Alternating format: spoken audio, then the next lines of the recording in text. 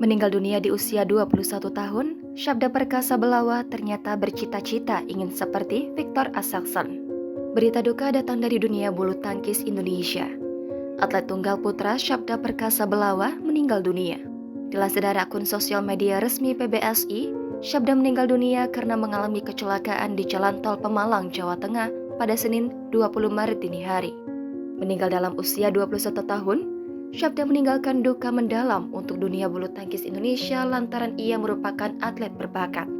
Syabda baru saja menjuarai turnamen Iran Fajr International Challenge 2023 yang digelar pada 31 Januari hingga 5 Februari lalu, yang merupakan turnamen internasional terakhirnya. Dilansir dari akun Instagram @ina_badminton, ternyata sosok Syabda sangat mengidolakan pebulu tangkis Viktor Axelsen. Terlihat dalam unggahan akun tersebut tampak Syabda tersenyum manis dan memberikan jempol saat di samping Viktor Axelsen.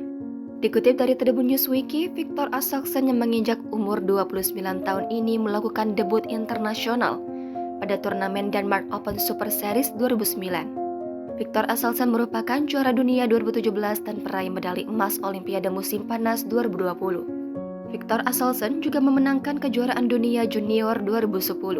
Saat itu ia mengalahkan pemain asal Korea Selatan Kang Ji-wook di final.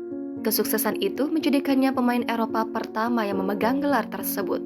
Viktor Axelsen juga memegang gelar pemenang tunggal putra Eropa pada tahun 2016 dan 2018.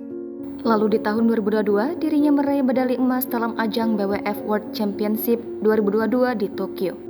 Tentang kronologi kecelakaan, dikutip dari surya.co.id, Syabda Perkasa Belawa bersama keluarga direncanakan mudik ke Sragen, Jawa Tengah karena akan takziah nenek yang meninggal dunia.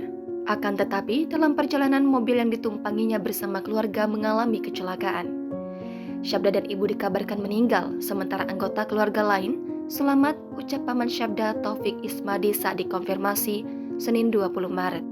Lanjut Taufik, rencananya jenazah Syabda dan ibunya akan dibawa ke Mondokan Sragen, Jawa Tengah untuk dimakamkan.